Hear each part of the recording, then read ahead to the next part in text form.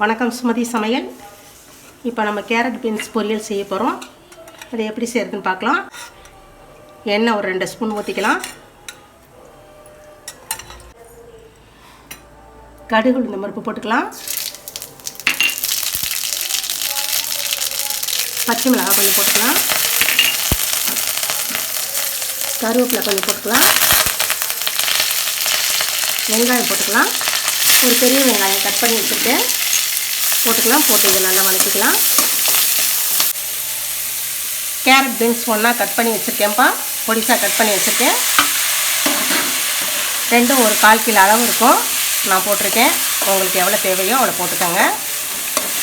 இதை நல்லா போட்டு வதக்கிக்கலாம். தண்ணியில் லைட்டாக அப்படி தெளித்து விட்டுக்கலாம்.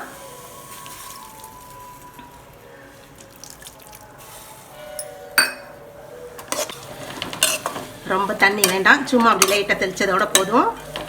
ஒரு 1/2 ஸ்பூன் உப்பு போட்டுக்கலாம். தூள் உப்பு போட்டுக்கிறேன் நான்.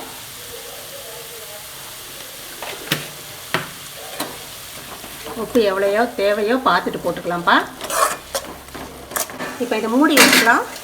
வேகட்டும், மூடி வச்சு வேக வைக்கலாம். காய் வெந்துருச்சான்னு பார்ப்போம். நல்லா காய் வெந்துருச்சுப்பா. சிம்லேயே வச்சு வேக வச்சேன், நல்லா வெந்துருச்சு. நீங்கள் மிளகாத்தூள் வேணுனாலும் போட்டுக்கலாம். நான் போடலை, நான் காரக்குழம்புக்கு இது ரெடி பண்ணேன், அதனால் நான் போடலை. நீங்கள் வேணுன்னா போட்டுக்கோங்க. தேங்காய் திருவி போட்டிருக்கோம்.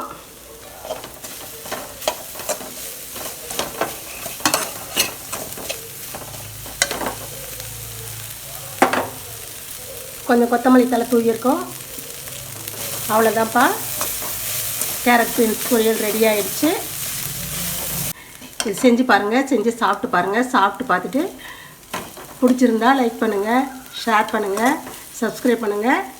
தேங்க்யூ.